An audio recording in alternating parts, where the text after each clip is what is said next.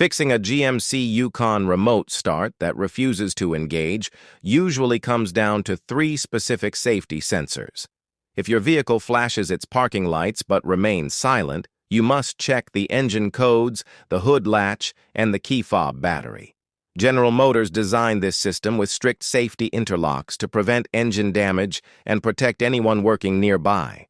Understanding how these three components override your commands will save you an expensive trip to the dealership. The most common reason your remote start is disabled is an active check engine light. The engine control module is programmed to instantly block any remote start attempts if it detects a stored fault code. Even a loose gas cap will trigger the emission system and shut down this convenience feature. You must clear the dashboard of all warning lights using a scanner before the system will function again. Another frequent culprit is a misaligned sensor located inside the hood latch assembly. The vehicle requires absolute confirmation that the hood is securely shut before it will crank the engine automatically. If the sensor is corroded or the hood is slightly ajar, the computer assumes someone is working in the engine bay. Simply open the hood and drop it firmly to ensure the latch clicks fully into place. Your key fob battery might also be the source of the communication failure.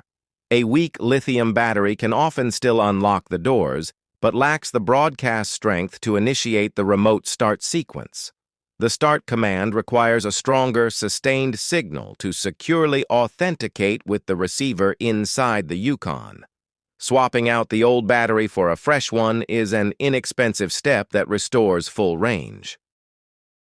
It is also important to verify certain vehicle conditions before pressing the button sequence.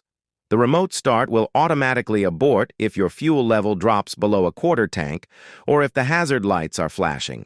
The system prioritizes fuel conservation so you do not accidentally run the tank completely dry in your driveway. Making sure you have adequate fuel is a critical part of the troubleshooting process. Running through this checklist ensures you address the exact safety parameters the vehicle is monitoring. Once the engine codes are cleared, the hood is secured, and the fob has power, the system will respond immediately. Taking a few minutes to verify these specific components gets your Yukon back to heating up the cabin on cold mornings. You can now rely on your remote start to work flawlessly every time.